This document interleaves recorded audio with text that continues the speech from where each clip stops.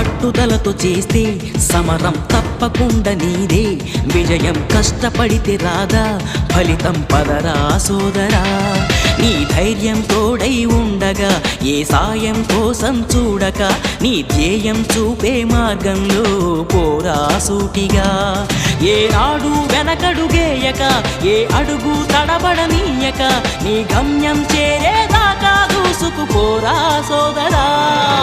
పట్టుదలతో చేస్తే సమరం తప్పకుండా నీదే, విజయం కష్టపడితే రాదా ఫలితం పదరా సోదరా.